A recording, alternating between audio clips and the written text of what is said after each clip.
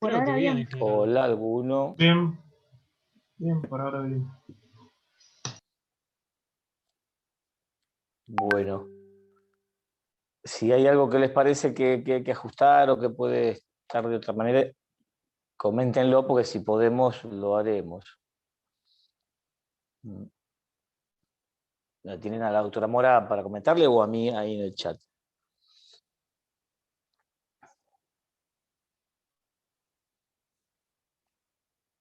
Bueno. Vamos a terminar de ver lo que nos faltaba de funciones psíquicas, que era pensamiento y juicio, si no me equivoco.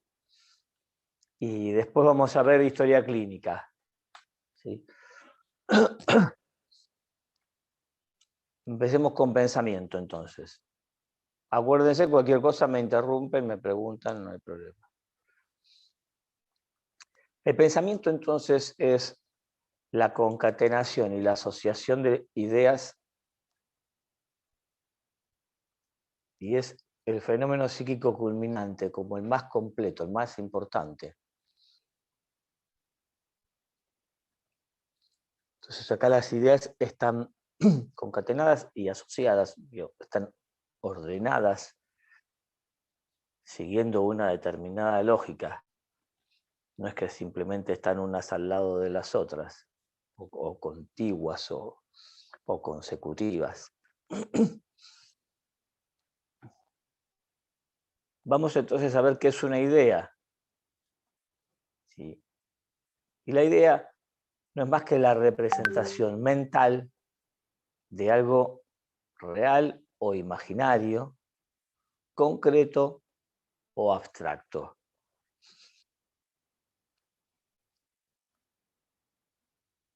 Y volvemos a esto de la representación mental, que es algo subjetivo, muy propio de ese sujeto.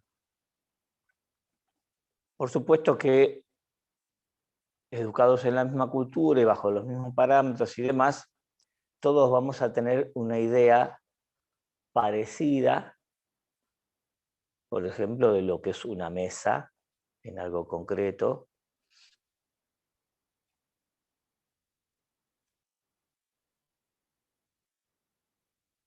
Y de lo que es lindo, no en cuanto al concepto más estético, sino que lindo uno lo puede tomar como agradable, a los ojos, al gusto.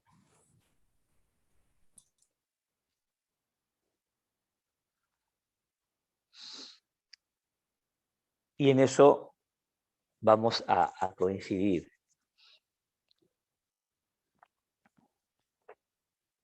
Bien. Y vamos a ver algunos tipos de ideas que tienen como más importancia. Son las más frecuentes para analizar. Hay varios tipos más, pero vamos a ver las más importantes. Una es la idea directriz.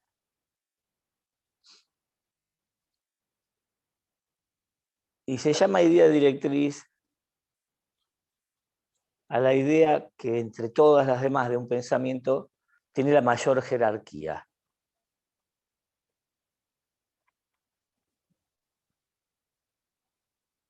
Y por lo tanto las otras se van ordenando en torno de esa idea. Entonces cuando yo quiero expresar algún pensamiento y hablar de un tema, digo, bueno, vamos a hablar del árbol, vamos a hablar de algo más abstracto, de la materia psiquiatría o de la psiquiatría, ¿qué es la psiquiatría? Y yo lo que voy a poner en juego son ideas que tengan que ver con eso. Digo, no voy a hablar, no voy a meter el fútbol o el partido de la selección con Chile, a menos que vaya a hablar de algún aspecto psiquiátrico de eso, pero ¿sí? Entonces, si se me cruza alguna otra idea, como el gol de Messi, la voy a desechar, porque por ahí a mí se me cruza por alguna asociación personal eso. Pero la voy a desechar para solamente poner en juego las ideas que se concatenen o que se asocien con la idea directriz. ¿Sí? Después vamos a ver que esto se altera en algunas patologías y entonces no se mantiene la idea directriz. Otro tipo de ideas son las ideas sobrevaloradas.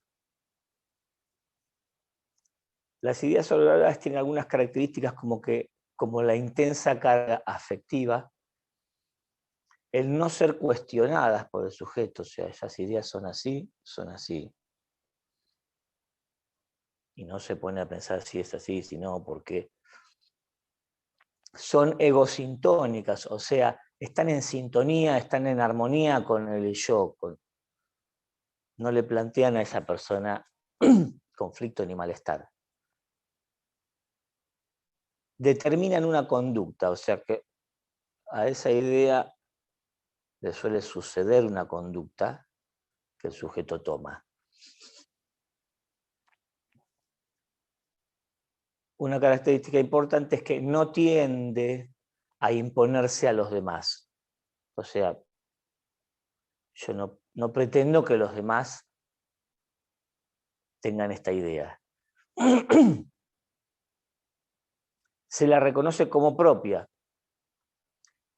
Y por ahí les va a cerrar cuando uno hable de un ejemplo que son las supersticiones. ¿Sí? No son compartidas, digo, las supersticiones, algunos las tienen, otros no, y entre algunos se comparten y entre otros no, y algunas se comparten y otras no. Y para el sujeto es así, ¿no? ¿Y por qué si se te cae la sal o no se puede pasar la sal de mano a mano? ¿Y por qué trae mala suerte? ¿Y por qué? No hay un cuestionamiento, es así. ¿Sí?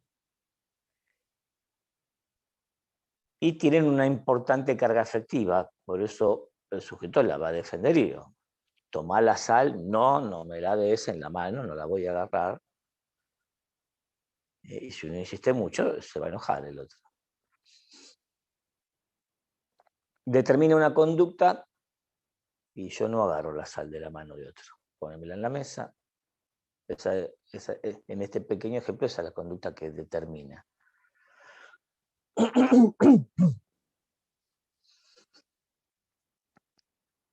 Es egosintónica, sí, al sujeto no lo angustia tener esta idea.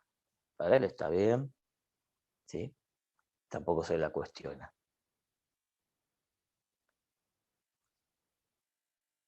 Bien, vamos a otra idea. La idea parásita. Y es una idea que aparece en el curso del pensamiento en forma caprichosa y reiterada.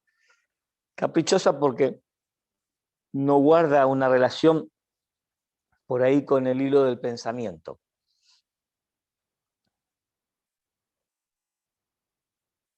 Y aparece una vez y el rato aparece otra vez y el sujeto la puede ir apartando.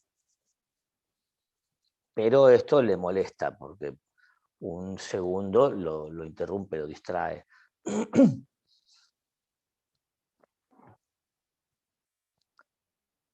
La idea obsesiva, estas que se han vuelto tan de moda hace unos cuantos años, llegó a Murad.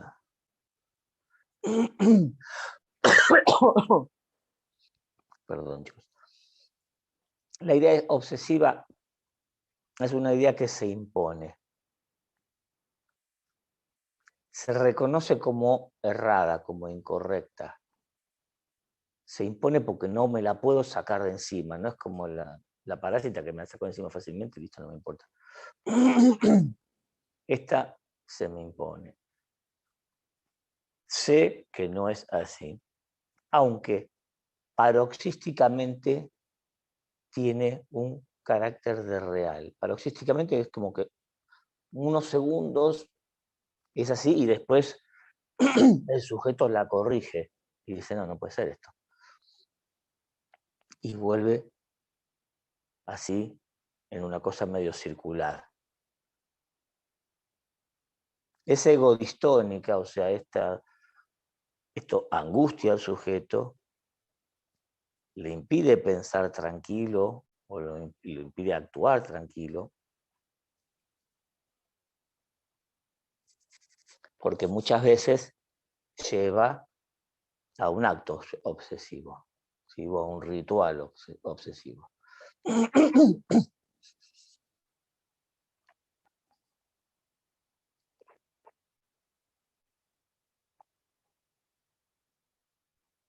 Bien. De los ejemplos, por ahí esto de la famosa, me voy, cierro la puerta y me quedo pensando, y no la cerré. Entonces determina un acto, una pregunta que es ir y chequear, ¿sí? Otras veces son más abstractas y no determinan un chequeo, digamos. Pero el sujeto la refiere como que la tiene y no se la puede sacar de encima y le molesta. Finalmente lo angustia.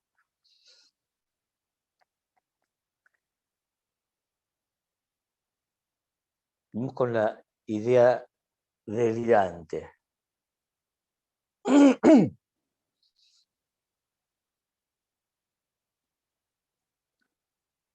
La idea delirante, que por sus características va a ser una de las ideas principales en las variedades de las ideas patológicas,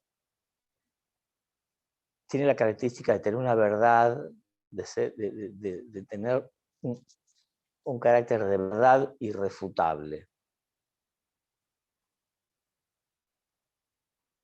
Y para un paranoico, si lo están siguiendo, y si el auto que está en la esquina está ahí porque lo está vigilando,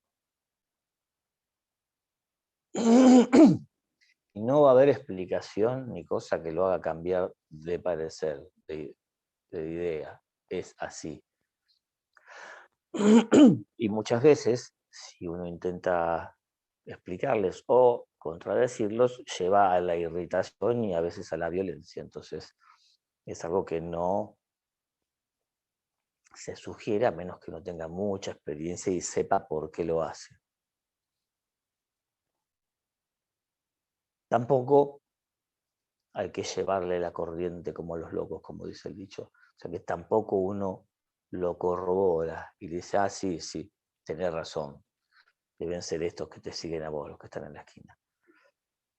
Entonces, lo que hay que tomar es una conducta que llamamos como intermedia, que no es ni de confrontación, ni de negación, ni de afirmación. Y son respuestas ambiguas. Si él dice el auto ese de la esquina es de estos tipos que me están siguiendo, y uno se puede quedar callado, puede decir, no sé si vos lo decís, yo no lo sé, la verdad.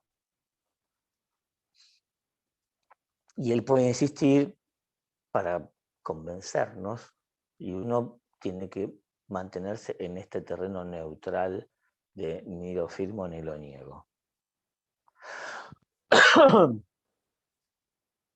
Es irreductible. Esto quiere decir que no lo podemos convencer de que no es así.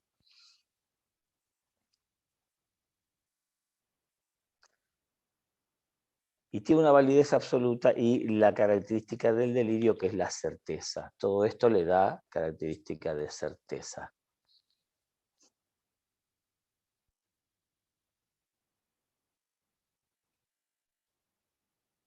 Generalmente son ideas falsas.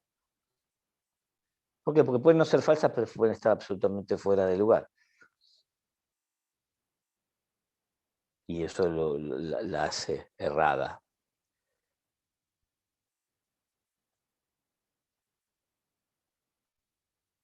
Están fuera de la realidad, tienen mucha carga afectiva.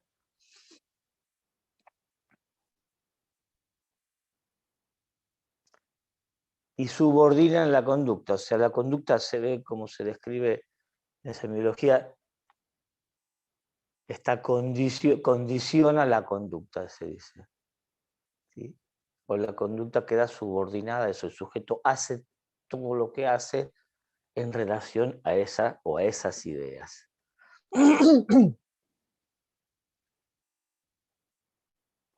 Para esto tenemos que tener en cuenta la educación, ¿sí? Y la cultura. En algún momento, yo la vez pasada les hablaba de lo que puede ser la luz mala en el campo.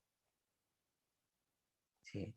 Que para esa gente existe, no es una cuestión delirante, pero ¿por qué? Porque es compartida. ¿Sí? Es compartida con la cultura.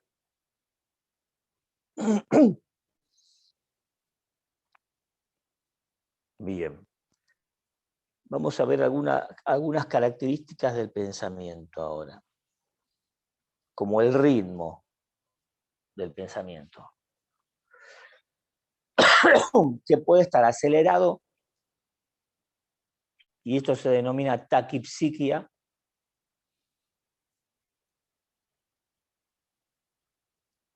y se da en los estados de euforia, de excitación, en la manía, en las excitaciones psicomotrices.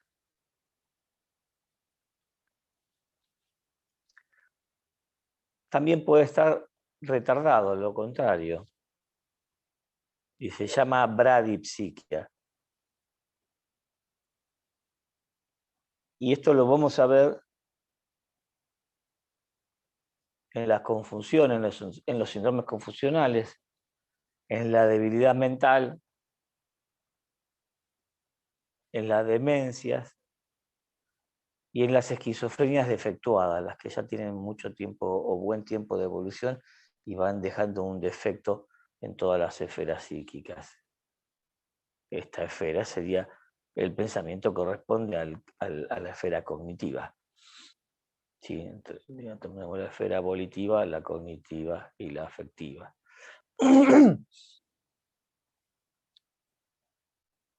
El pensamiento también puede ser rígido,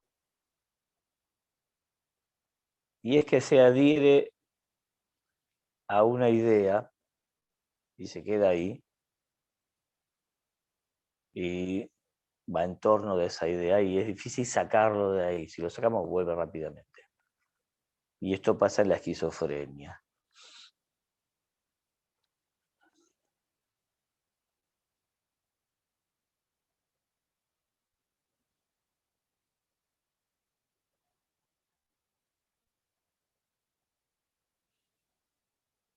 Bien.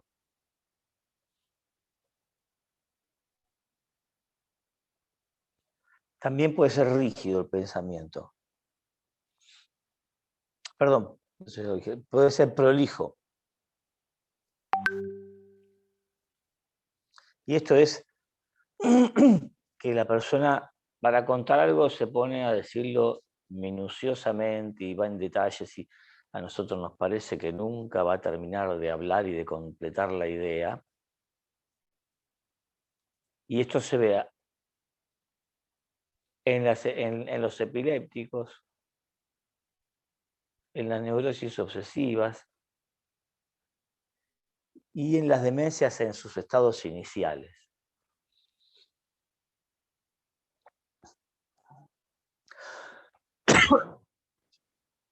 Vamos ahora a otra de las características del pensamiento, que es el curso. Perdón, una pregunta. Sí. ¿Epilépticos dijo? O sea, Sí. ¿qué relación tiene? ¿Hay algún tipo de relación Es o una solo cuestión es algo que semiológica. sucede? Sí, es una cuestión semiológica, no se sabe por qué los epilépticos importantes tienen esto, y que además se lo describe como que son pegajosos en su discurso, son densos y lo repiten, y se dan las epilepsias más bien graves y no controladas. Ok, gracias. Sí. Por ahí lo que sabemos de las epilepsias es que el estado del mal epiléptico daña la neurona, ¿sí? Y que esto repetido seguramente va dejando daños y tal vez sea la expresión de este daño. Claro, pero, o sea, lo que a mí me hace dudar es cómo, o sea, cómo un daño que supuestamente deriva de una epilepsia puede hacer un comportamiento tan específico como esta forma de expresarse. O sea, yo entendería que te queda algún daño neurológico, pero no algo tan como un patrón tan marcado. Sí, no, yo no sé por qué, digamos, nunca tampoco me lo han comentado, pero es algo que van a ver en las descripciones siempre, como incluso el tipo de personalidad, como una personalidad densa, pegajosa. ¿No dependería también del lóbulo afectado? Si fuese focal, la epilepsia sí, sí. Pero esto es en las epilepsias, en las crisis generalizadas. ¿Sí? En las crisis generalizadas, recordemos que la despolarización es en toda la corteza. Empieza en un lado, pero se esparce enseguida por toda la corteza.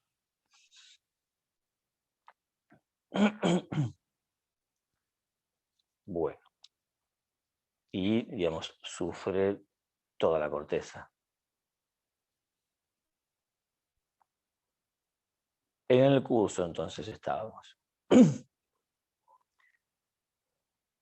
El curso es por dónde va el pensamiento, ¿sí?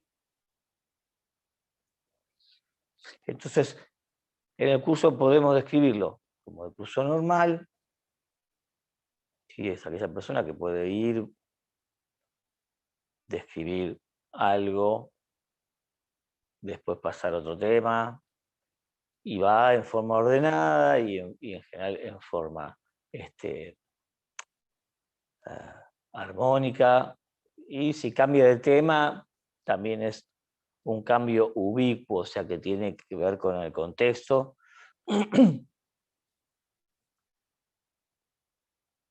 Y se entiende entonces ese pensamiento, lo vamos entendiendo.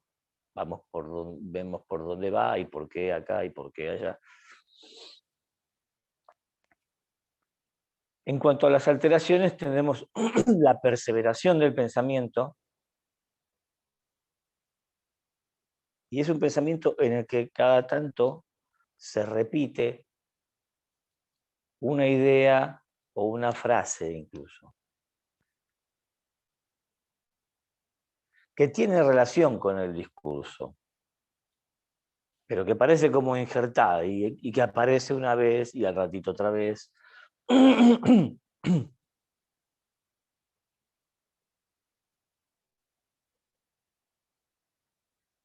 La ecolalia, cuando es muy exagerada,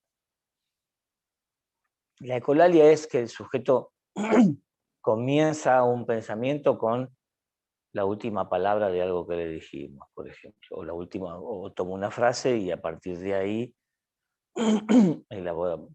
comienza una idea y un pensamiento. Tenemos también la ecolalia de apoyo,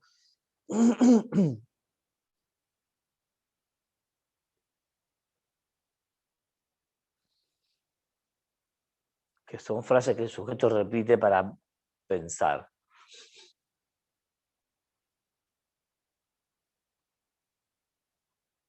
Después tenemos la verbigeración del pensamiento.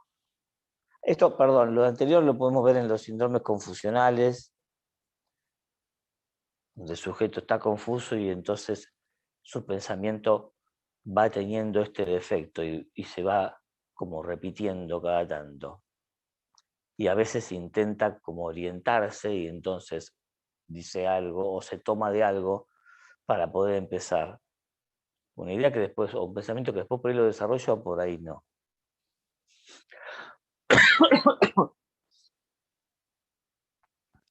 La verbigeración que es otra alteración del pensamiento.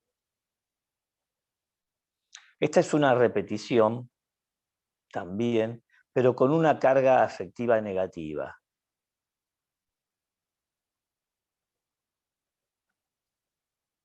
Se suele ver en las depresiones y pueden ser frases como de lamento, como ¿y por qué me pasó esto a mí? O ay Dios mío, ¿qué voy a hacer? Y el sujeto va hablando y cada tanto repite esto y lo repite. ¿Sí? Esto es la beligeración.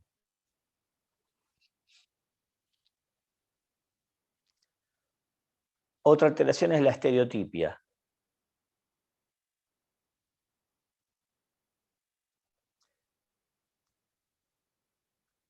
Volvemos a entrar en el mismo link cuando se corte, ¿sí?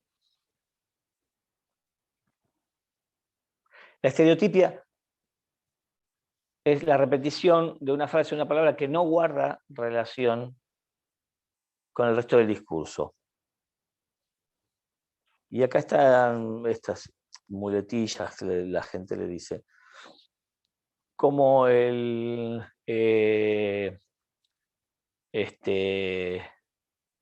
bueno, que el sujeto toma como para darse tiempo a pensar o a aclarar su pensamiento.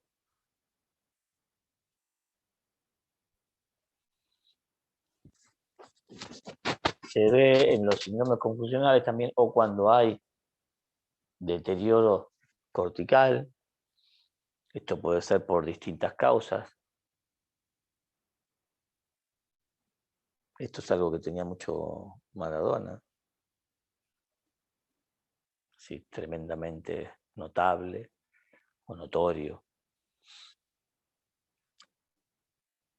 La interceptación del pensamiento también se ve, bueno, se ve en las esquizofrenias deterioradas, cuando también ya hay mucho daño. Otra alteración es la interceptación del pensamiento, que es una interrupción brusca de la asociación o de la continuidad de las ideas, y la persona viene relatando algo, expresando algún pensamiento, y de repente se queda colgada como si quedase en blanco. Y a veces vuelve a la idea que estaba desarrollando, vuelve a la idea directriz, digamos, y otras veces no, sale para otro lado. Cuando sale para otro lado, al principio se dan cuenta y se angustian.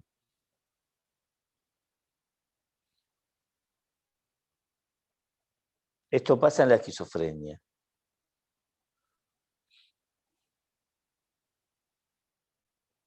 No hay que confundirlo con la disgregación del pensamiento, que es otra alteración. Y es la pérdida de la idea directriz. Si el sujeto tiene una idea directriz y después otra, y después otra, y entonces salta de un tema al otro sin que tengan que ver uno con otro. El sujeto no lo percibe, o sea, no percibe esta desconexión, para él está bien, digamos, como lo viene haciendo. Y eso también se ve en la esquizofrenia y en los síndromes maníacos. En los síndromes maníacos es muy notorio. Sí, son pacientes acelerados que hablan rápido, tienen taquipsiquia y van perdiendo la idea directriz.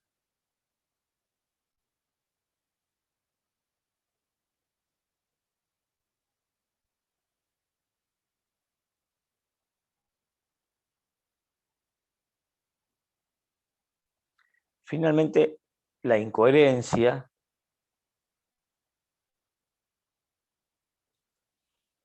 que es que las ideas no se comprenden en absoluto, no se asocian unas con otras y se suceden sin conexión. Y en la expresión, en el lenguaje, termina siendo lo que se llama una ensalada de palabras.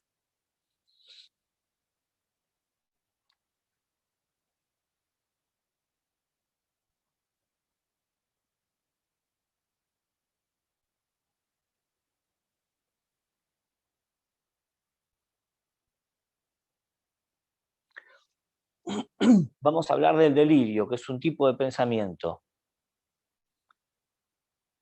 y que no es más que la concatenación de ideas delirantes.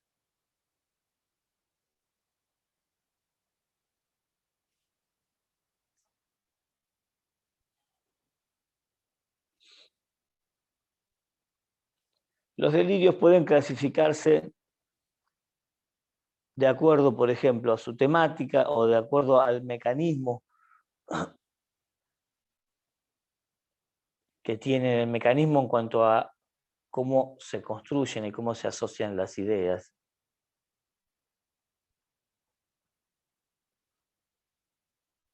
Y entonces, de acuerdo a la asociación y la producción de las ideas, podrán clasificarse en alucinatorio, cuando el delirio se construye a partir de una alucinación. Y si tengo una alucinación auditiva, algo que yo les contaba la vez pasada cuando vimos alucinaciones, el paciente intenta explicar eso y entonces se empieza a construir un delirio. Una idea, otra idea, y para explicar eso otra, y va haciendo un sistema delirante cuyo mecanismo es alucinatorio, porque empieza por una alucinación. Esto se suele ver en las hebefrenias o en las esquizofrenias simples, que son por ahí las de peor pronóstico. Después tenemos el mecanismo interpretativo, que es lo que se ve más frecuentemente en la paranoia.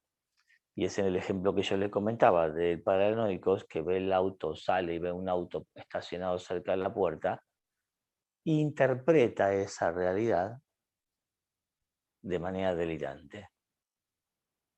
Entonces acá el mecanismo es la interpretación de la realidad, de lo que sí está. El auto está ahí, y por ahí hay un tipo ahí esperando, vaya a saber qué, pero él empieza a interpretar que lo siguen a él.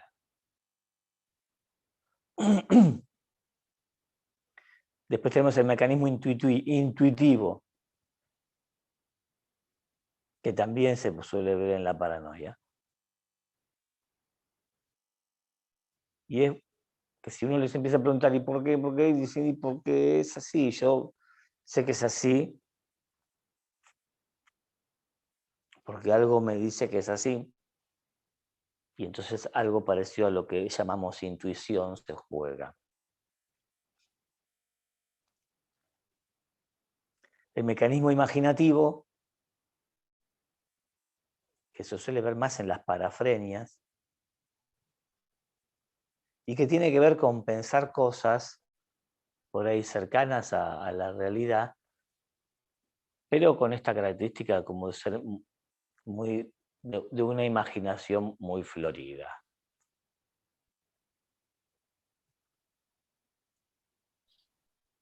Y entonces, qué sé yo había tenido un paciente que además trabajaba en sistemas,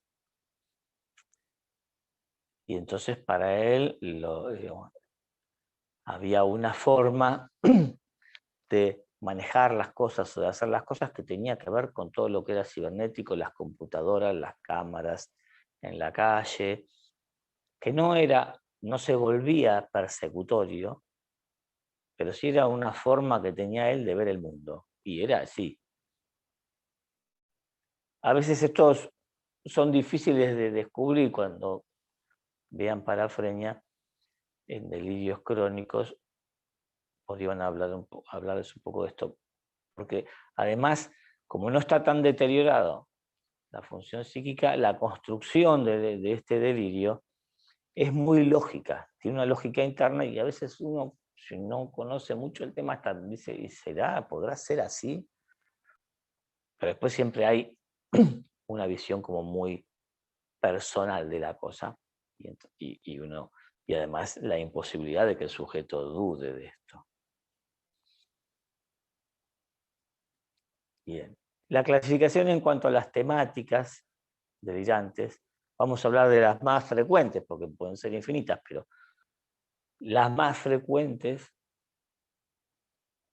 son las serotípicas, el delirio celotípico, que cree que alguien lo está engañando, pero en forma absolutamente delirante, qué sé yo. Esto puede aparecer en las demencias.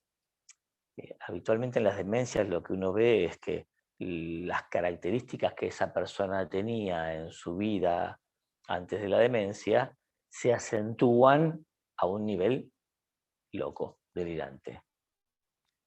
Entonces, si ha sido un poco celoso, bueno, ahora resulta que la esposa que tiene, qué sé yo, 85 años, lo engaña al viejito con el carnicero de la esquina que tiene...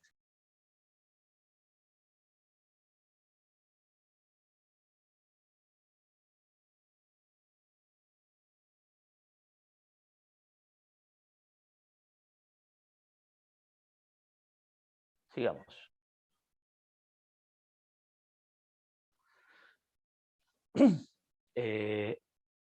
Estamos en las celotípicas. El místico es otro tipo de delirio. Estos por ahí son como más famosos y son los que son enviados del Señor o enviados de Alá y han hablado, hablan. ¿Sí?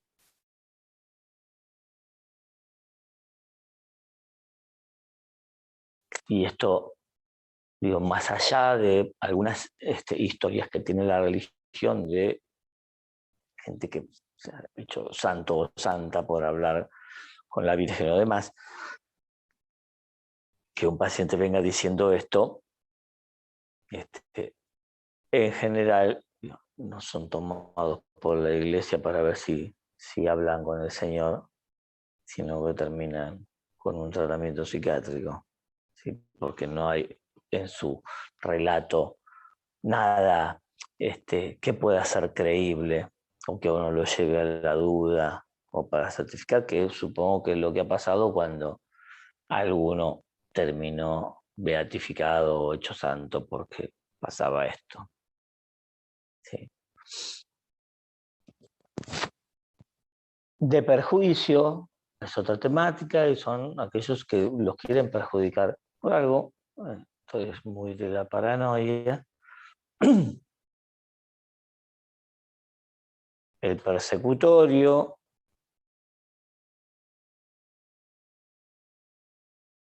lo persiguen y las causas pueden ser infinitas.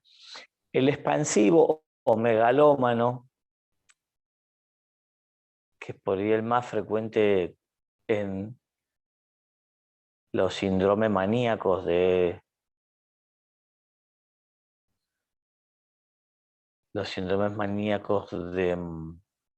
los trastornos bipolares, cuando están en su fase maníaca, que no siempre deliran, pero a veces sí, y suelen ser de esta temática expansiva megalómana, y ellos pueden hacer y pueden ser y son lo mejor, y van a ganar mucha plata, o van a ser los presidentes del partido, y van a cambiar el mundo.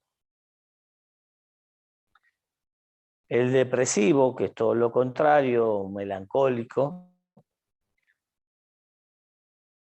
que se ven las depresiones, que a veces tienen ideas delirantes y que son depresiones de mal pronóstico.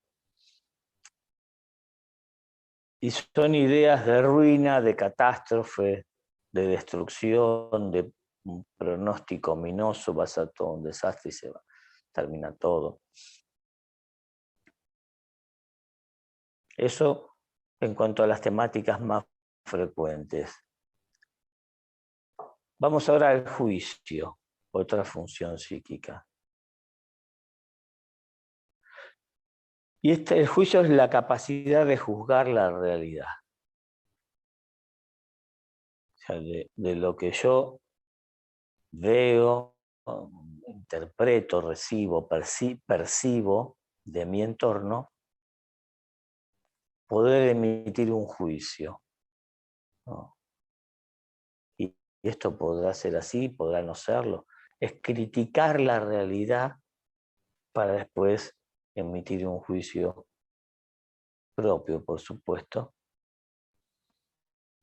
¿Vieron cuando veíamos alguna cosa como la ilusión óptica donde el sujeto pensaba que veía algo y después volvía sobre esa percepción, pensaba y decía, no, esto no era eso, y corrige.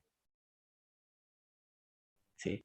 En las alucinaciones el juicio no está conservado.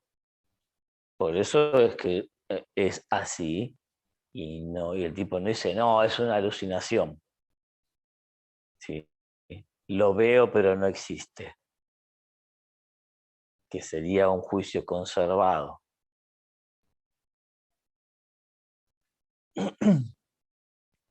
Para que la alucinación esté, habitualmente el juicio está, como se llama, desviado.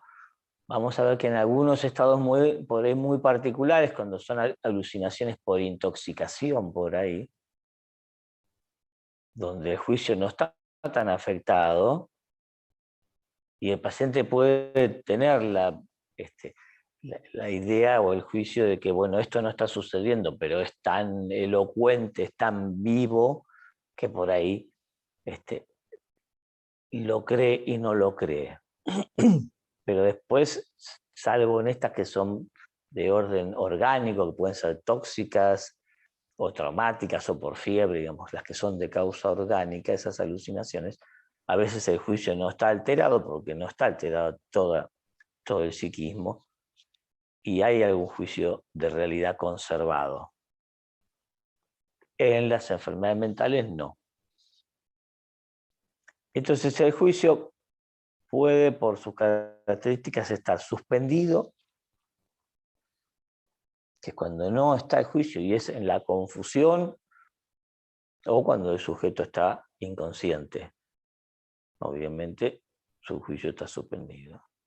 Desviado, que es en los estados psicóticos, y denominamos estados psicóticos a todos los estados que se dan en las distintas psicosis,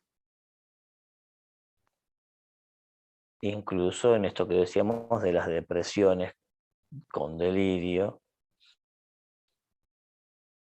o en los trastornos bipolares con ideas delirantes, que son siempre de mal pronóstico.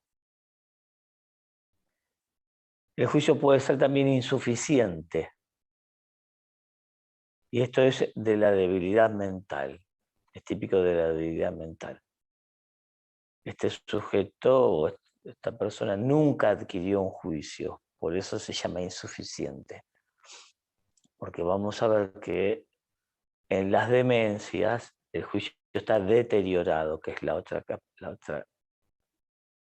alteración del juicio, que está deteriorado. ¿Por qué? Porque ha tenido un juicio en algún momento y se ha ido deteriorando y se da en la demencia y en las psicosis residuales. ¿Sí? Las psicosis residuales o crónicas con mucho deterioro terminan en una demencia porque la psicosis va afectando todas las áreas del psiquismo, la voluntad, la cognitiva y la afectiva, y deteriora todas. Entonces es lo mismo que hace la demencia. Y si uno ve un demente que ha sido psicótico o una demencia que ha sido una demencia desde grande, pero los ve y no tiene la historia clínica, no tiene cómo fue, los cuadros semiológicos son muy parecidos y están dementizados los dos. Pero bueno, por supuesto, ha sido distinta la patología que los llevó a eso si uno tiene la historia clínica, la evolución y lo demás. Sí.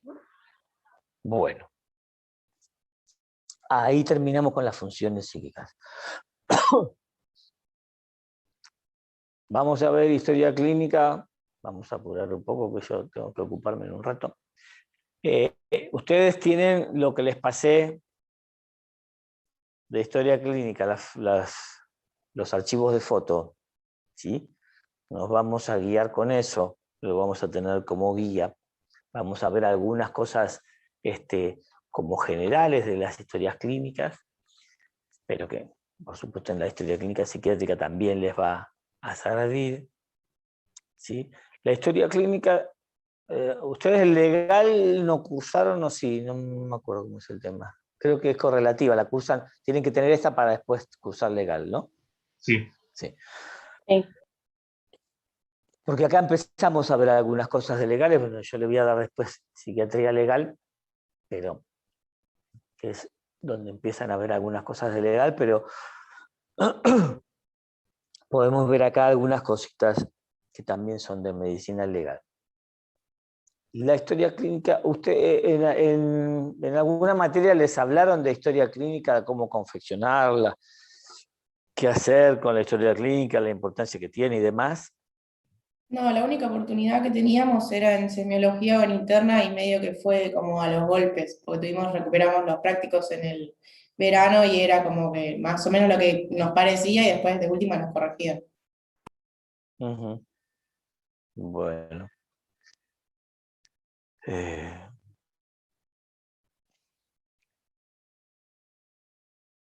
Entonces, la historia clínica principalmente o primordialmente es un documento, ¿sí? Y tiene ese valor legal. Es un documento que en realidad debería ser un aliado o debería jugar siempre en favor del médico. Si hacemos las cosas bien, es así. ¿Sí? Si hacemos las cosas bien y si hacemos la historia clínica bien, porque si hacemos las cosas bien y no lo ponemos en la historia clínica, no estamos haciendo una historia clínica bien.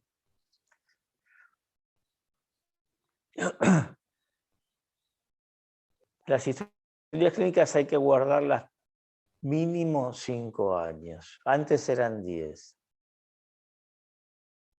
Pero después, bueno, se dictaminó que fuesen 5, porque 5 son los años que, que se puede esperar para iniciar un juicio. Antes se podía iniciar mucho tiempo después, entonces había que guardar la historia. Que uno la historia de Dios no la guarda solamente por la cuestión del paciente, para cuando el paciente viene, tener su historia y ver qué le viene pasando en su salud, sino para documentar lo que se viene haciendo y lo que viene sucediendo, además de su enfermedad. Qué sé yo, si por ejemplo el paciente no quiere seguir un tratamiento. ¿Sí?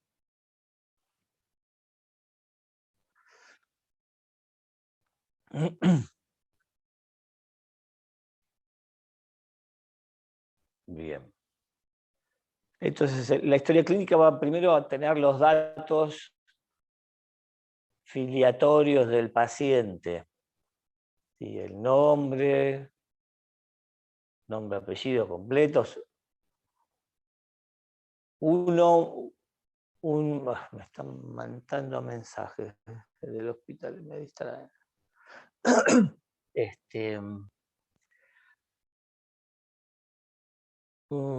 El número de historia clínica, que habitualmente ahora es el número de documento del paciente, antes no era así.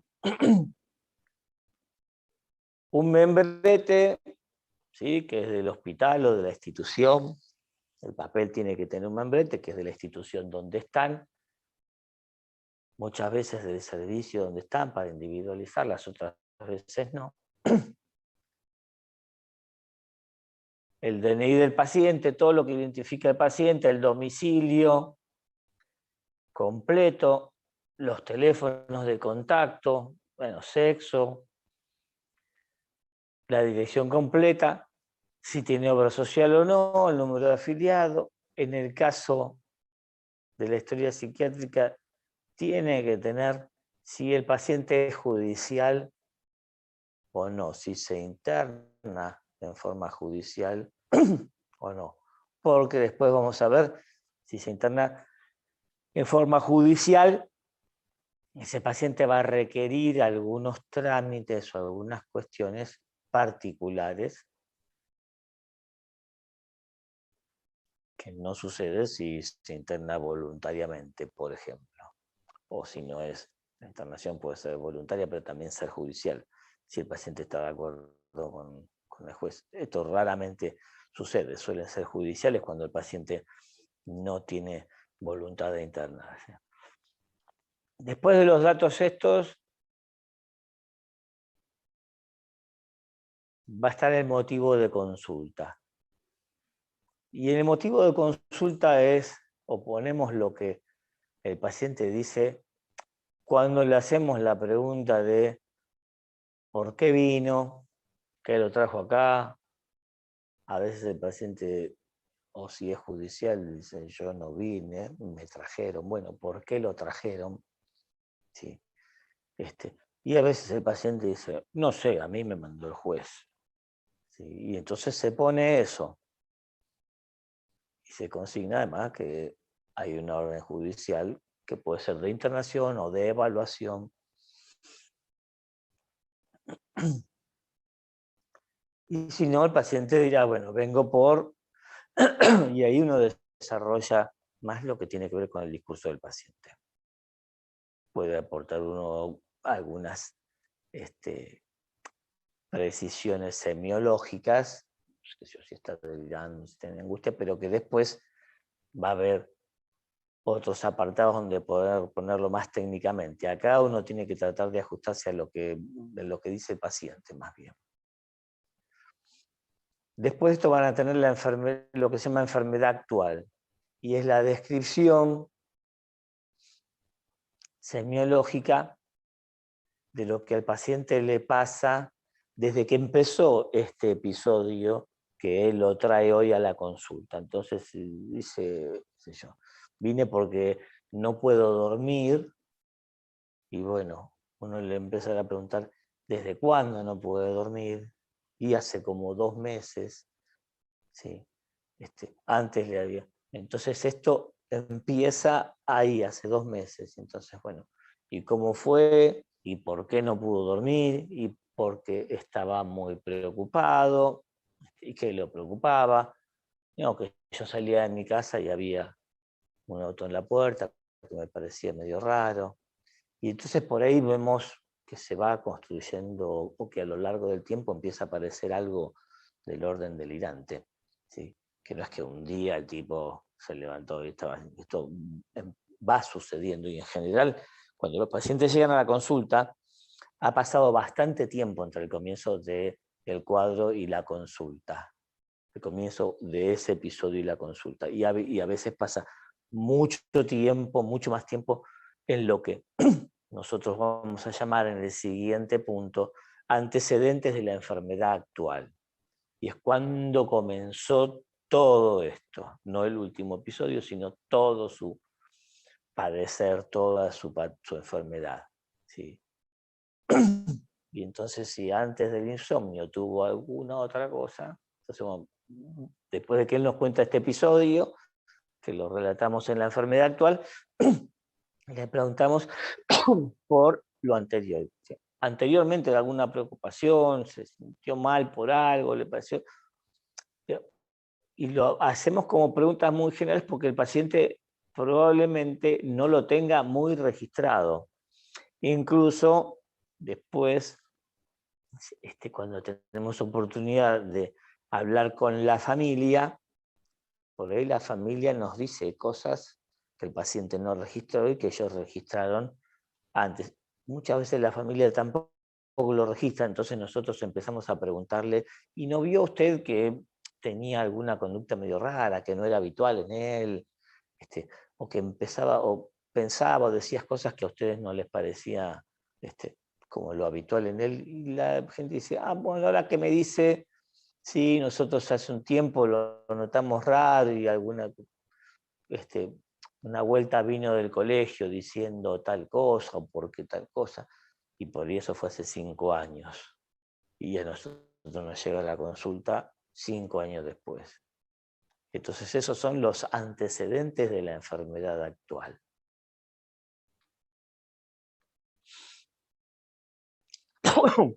Como yo les decía en otra clase, cuando les pasé los modelos de historia, hay muchos modelos de historia clínica. El asunto de la historia clínica es tener uno para ordenarse en cómo recabar los datos, o sea, cuando yo tengo la práctica, tengo la historia clínica en la cabeza, entonces cuando voy preguntando en razón de lo que voy a tener que llenar.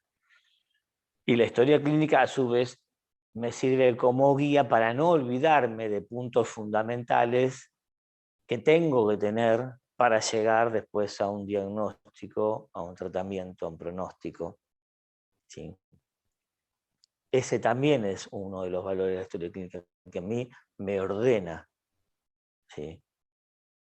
Para que después pueda llegar a una conclusión, que son el diagnóstico, el tratamiento, las medidas a tomar. Entonces, en este modelo de historia, después de antecedente de la enfermedad actual, tenemos puesto lo que nosotros ponemos como procedencia del paciente. En nuestro hospital es así, en un lugar que no tiene internación y que tiene solo consultorios externos, no es así. Pero nosotros, el paciente que se interna, esta historia clínica es de internación, la que yo les pasé, consultorio por ahí tiene otra, acá viene un ítem que dice procedencia del paciente y dice guardia, consultorios externos, hospital de día, es de dónde viene el paciente, si es derivado de algún lado. Otro servicio, porque por ahí estaba internado en clínica médica y empezó con cosas psiquiátricas, de otro hospital, si es derivado, u otros, ¿sí? Donde uno puede poner lo que no consta acá. ¿Sí? Si es un paciente judicial que vino con un oficio, va a venir de la guardia para internarse. Nadie llega a la sala y dice vengo a internarme y la sala lo toma como internación. No pasa por la guardia. Y después están consignados los datos del profesional admisor. O sea, quién hizo esta admisión, y acá dice sector, equipo, apellidos y nombres, si fue la gente de la sala, y pone los que hicieron la admisión.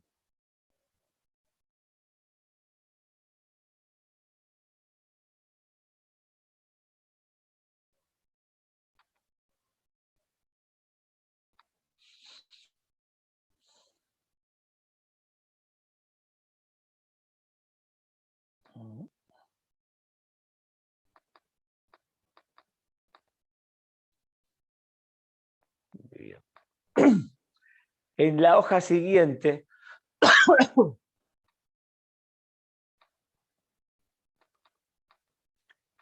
vamos a tener, en cada hoja sí hay que poner siempre el nombre y el número de historia clínica por si las hojas se desprenden, que no se pierdan.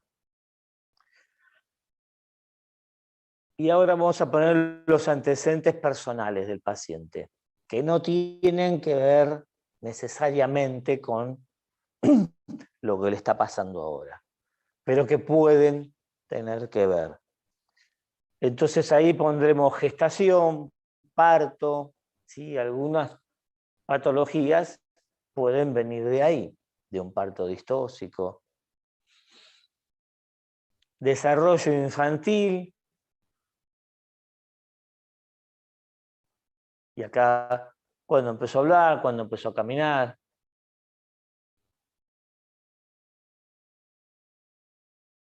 La escolaridad primaria. Después ponemos la pubertad y la adolescencia. Si ha tenido enfermedades,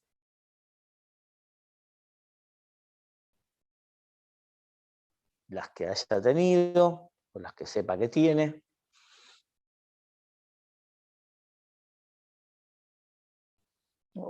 Acá no veo.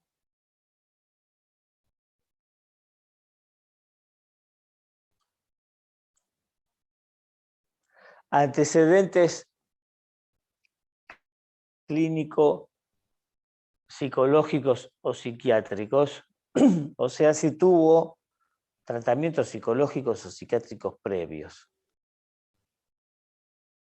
Y ahí desarrollar por qué consultó, en qué consistieron, cuánto tiempo, si fue psiquiátrico, si tuvo medicación. Después, antecedentes alérgicos.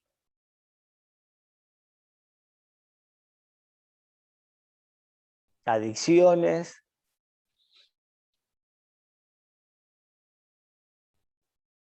Fármacos que tome o que haya tomado.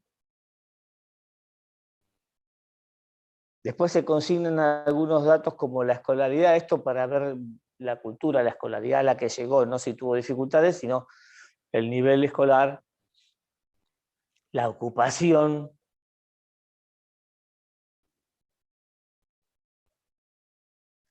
la vivienda.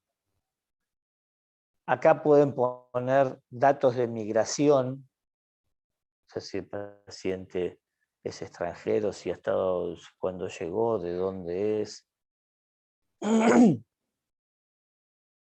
el tipo de vivienda que tiene. Y después vamos a consignar cosas sobre su grupo familiar. Entonces ponemos grupo familiar, podemos hacer una descripción familiar, hacer un familiograma, pueden buscar, hay muchos modelos de familiograma y cómo se los representa, ¿sí? Habitualmente se pone los padres, el sexo femenino es con un círculo, el sexo masculino es con un cuadrado. Entonces uno pone el cuadrado, el círculo, los relaciona con una línea, eso significa unión, y por ahí de esa línea uno baja una línea perpendicular y después otra perpendicular, y ahí puede distribuir los hijos. Se pueden poner las edades dentro de los círculos, o si no, uno puede hacer una llamada y después escribir y poner nombres y edades en forma textual. Los círculos que están sombreados en negro es porque es alguien que ha fallecido, y entonces uno también pone la causa de fallecimiento y la fecha y la edad que tenía al fallecer.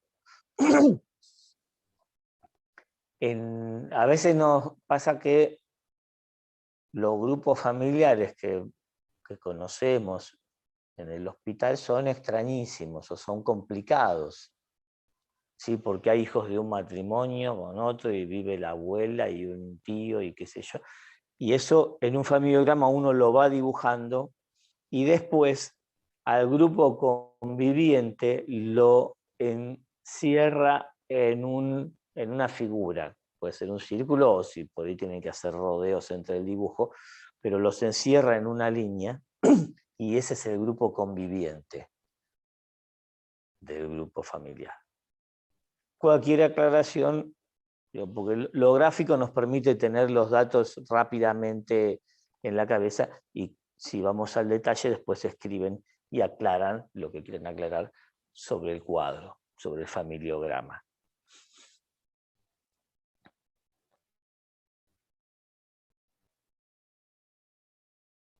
Después pondrán las estrategias terapéuticas.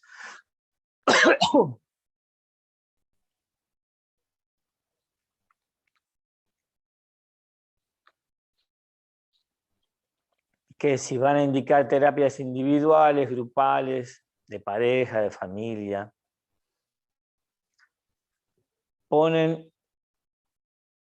Consignan también lo que nosotros llamamos continencia familiar, que es si la familia de ese paciente es continente, o sea, lo puede ayudar y puede colaborar con el tratamiento. Entonces ponemos continente, colaboradora.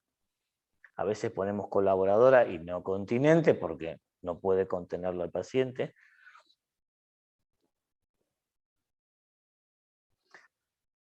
Si no lo es, ponemos incontinente. Y si a veces es la familia la que desencadena las cosas o las produce, entonces ponemos determinante del síntoma. Perdón, en estrategias terapéuticas también podemos poner, o tenemos que consignar, si vamos a hacer algún psicodiagnóstico durante la internación.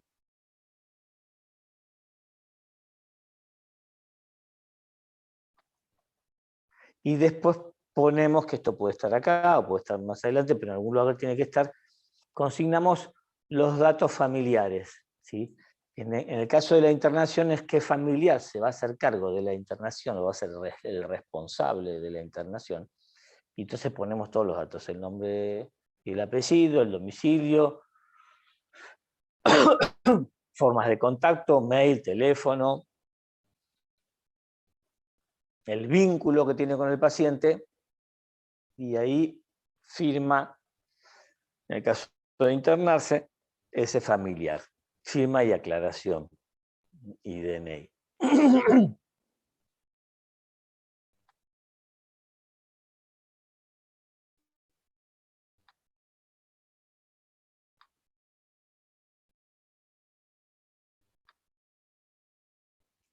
Bueno, en la próxima hoja vamos a poner todo lo que es la semiología. Entonces, esta hoja puede estar antes también. El asunto no es tanto qué orden lleve, sino que lleve un orden y que no falte, que esté. Otra vez el encabezado de la hoja con los datos del paciente y el membrete del lugar. Y entonces vamos a tener lo que llamamos el estado actual del paciente, que es la descripción de la semiología del paciente. Y entonces ahí vamos a poner cómo se presenta el paciente, si está tranquilo, si es colaborador, qué vestimenta tiene,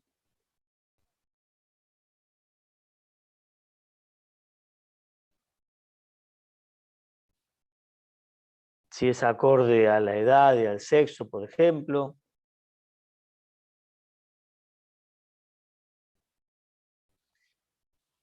Si está tranquilo, si está ansioso, si está angustiado, su actividad verbal. Esto es todo lo que fuimos viendo en semiología.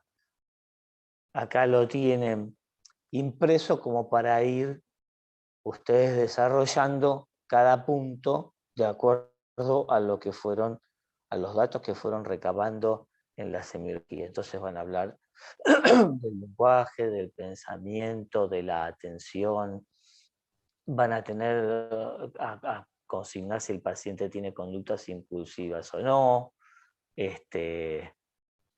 bueno, si está orientado en tiempo y espacio,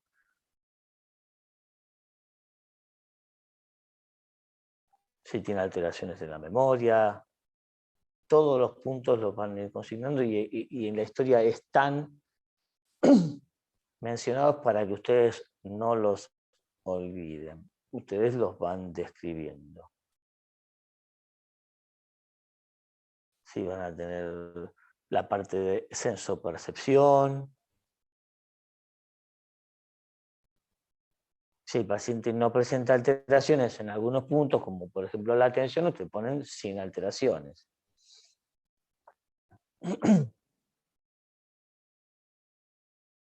Finalmente van a tener el juicio, que suele estar al final de las descripciones.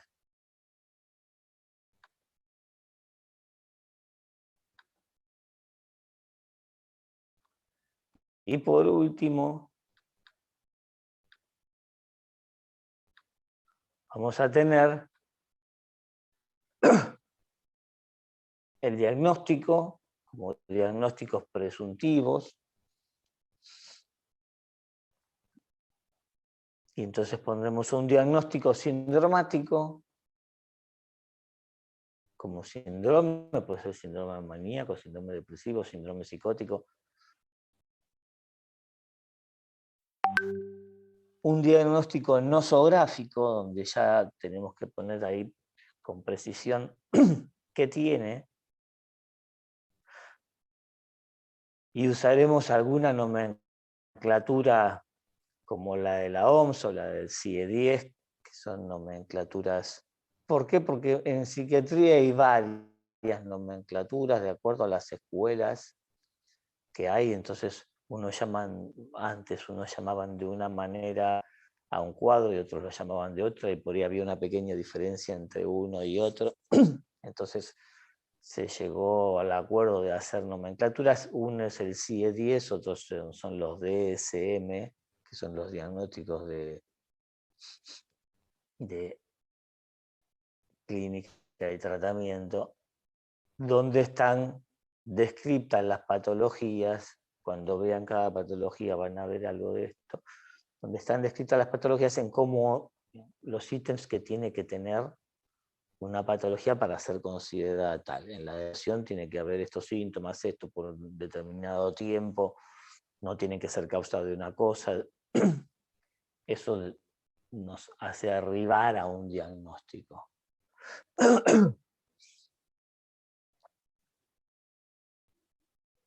Después ponemos o consignamos si hay que hacer alguna interconsulta con algún otro servicio o porque el paciente tenga alguna patología. En la sala, cuando se internan los pacientes, por ejemplo, se interconsulta con oftalmología porque algunos psicofármacos tienen consecuencias sobre las patologías de ángulo estrecho, sobre la presión ocular. Entonces, para saber si tiene algún problema ahí y entonces tener cuidado con algún fármaco, si nosotros se los hacemos de entrada. También otra interconsulta es respecto de si está embarazada o no, por los fármacos también, en caso de ser mujer. Y después uno pone las medidas inmediatas de tratamiento, donde suele poner la medicación que va a recibir, el acompañamiento permanente, algunas otras medidas de seguridad, quién lo puede acompañar o quién no lo puede acompañar. Y finalmente, bueno, el sello de él o los que hicieron, porque la ley dice que la historia tiene que estar firmada por más de una persona, de los que hicieron la admisión.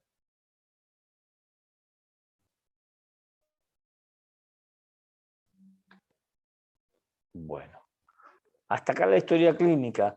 No tiene como secretos, pero sí estas cosas en general que yo les he dicho que para que está una historia clínica, que es por un lado para llegar a esto, el diagnóstico, para todo lo que tiene que ver con el tratamiento del paciente, el diagnóstico y el tratamiento, y el otro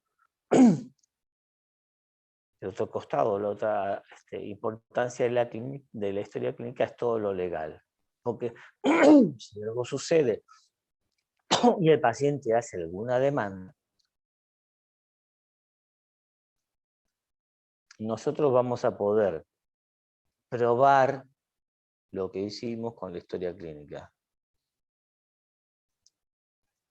Probar porque digo, por ahí, bueno, ¿y esto se hizo?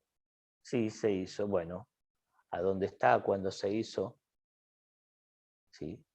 No es indiferente que algo se haga en un momento o después. ¿Sí? Porque bueno, con este cuadro había que hacer una placa o una tomografía, y eso se le hizo a los 3 meses porque tuvo otra cosa, y entonces se le hizo, bueno, ahí hubo algún error probablemente. Pero siempre hay que tomar la historia clínica como el lugar o la herramienta que a uno le sirve para probar que hizo las cosas bien, para dejar constancia de que hizo las cosas bien. Entonces hay que tratar de hacerla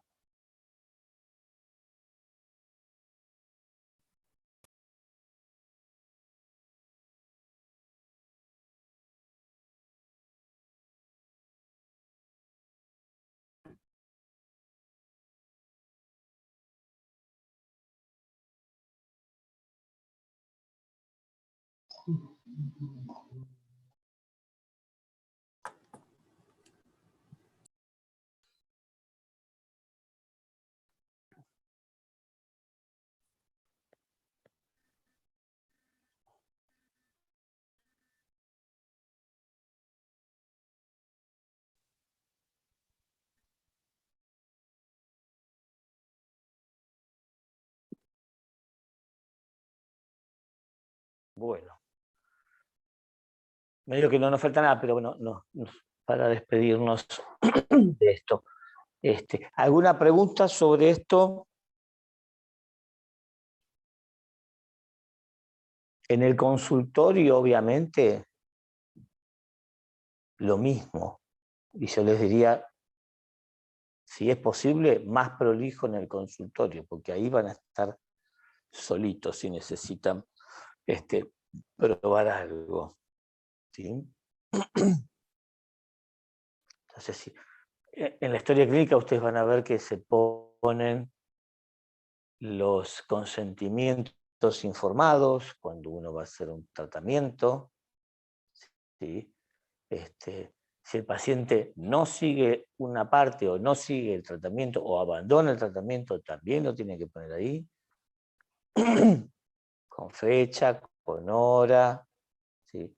¿Qué hizo uno para evitar que el paciente se vaya o para hacer que el paciente vuelva, si se fue? ¿No? En medicina, lo vamos a ver después, en la parte legal, uno tiene deberes de medios, no de resultados, salvo la plástica, que tiene deberes de resultado. En la plástica tiene que quedar bien, como se suponía que tenía que quedar, porque es una cirugía que no se hace por una necesidad, sino por un deseo, y entonces ahí sí hay deber de resultado.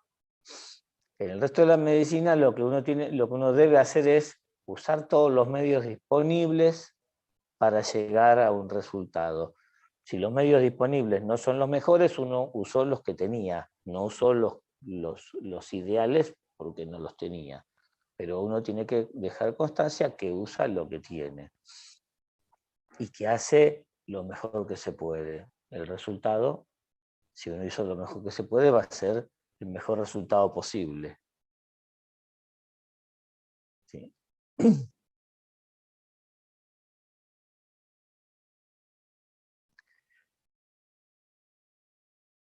Bueno, preguntas.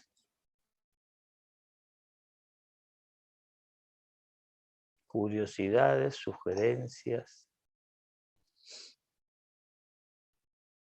No, todo muy claro, tío. Bueno.